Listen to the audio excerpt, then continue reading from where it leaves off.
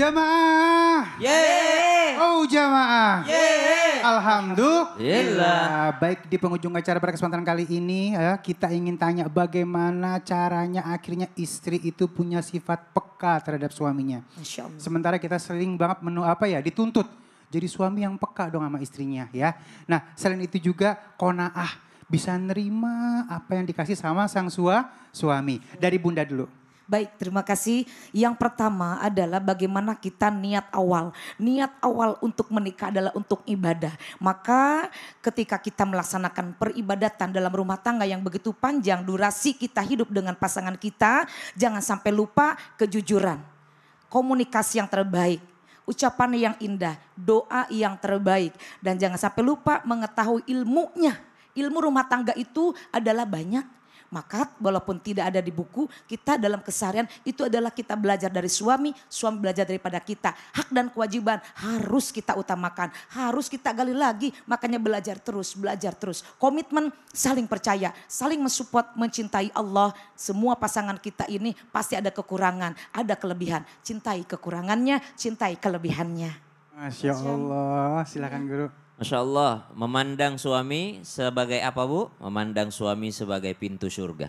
Memandang suami sebagai ladang pahala. Sehingga suami tidak berdaya pun ibu pandang dia sebagai ladang pahala. Dia sedang sakit, saya rawat dia, ini pahalaku. Dia sedang marah, saya bersabar, ini pahalaku. Dia sedang kekurangan ekonomi, saya bersabar, ini pahalaku. Senantiasa memandang suami sebagai ladang pahala dan pintu surga. Begitu pula seorang suami pandang istri sebagai ladang pahala. Dia sedang ngomel, ini ladang pahalaku kalau saya bersabar. Dia sedang ngoceh, dengarkan dia, ini ladang pahalaku kalau saya bersabar. Maka pandang suami, pandang istri sebagai pintu surga dan ladang pahala. Kalau tadi sudah diniatkan pernikahan adalah ibadah. Namun kadangkala ada seorang istri memandang suaminya hanya sebagai mesin ATM. Kenapa? Karena suaminya hanya ngasih duit aja, kerjanya nggak pernah ngasih kasih sayang.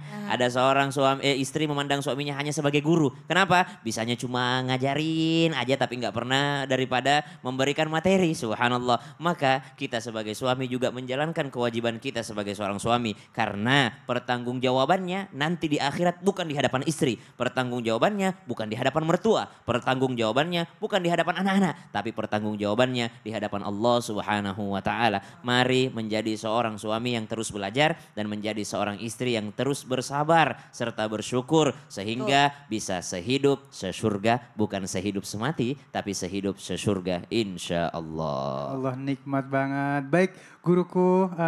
Di sini. Ya. Ada kesimpulannya silakan.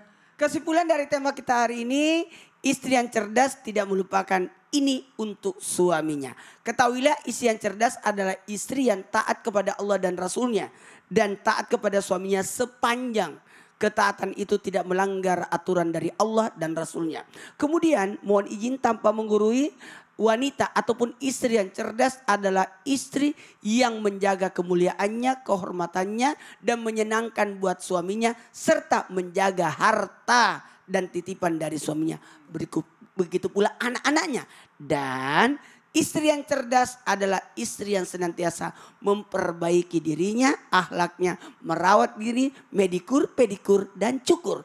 Makanya istri yang cerdas adalah istri yang soleha. Apa itu? Istri yang berguna. Berguna untuk dirinya, berguna untuk suaminya dan anak-anaknya. Dan begitu pula berguna kepada bangsa, lingkungannya dan orang-orang di sekitarnya. Ketahuilah istri yang cerdas itu adalah istri yang mengingat akan akhirat. Ingat, hidup di dunia ini hanya sejenak, tapi hidup yang abadi itu adalah di akhirat. Jangan berpikir singkat hanya untuk kebutuhan di dunia, tapi berpikirlah sampai ke akhirat. Maka ibu-ibu yang ikut majelis taklim sebenarnya adalah wanita-wanita yang cerdas. Kenapa? Untuk mendapatkan jalan menuju surga melalui majelis taklim. Karena manfaat majelis taklim itu adalah jalan selamat, jalan ke surga, memberikan ketenangan, pahala jihad, pahala sholat. Bahkan wanita yang ikut majelis taklim menjadikan abadi ibadahnya. Amin. Masya Allah, mudah-mudahan apa yang disampaikan oleh guru kita bisa kita amalkan ya. Sehingga akhirnya hari ini menjadikan ilmu yang barokah buat kita semuanya. Terima kasih guru-guru yang dimuliakan Allah Subhanahu wa taala. Terima kasih jamaah yang sudah hadir di studio. Terima kasih juga untuk pemirsa di rumah. Selamat beraktivitas. Jamaah. Alhamdulillah.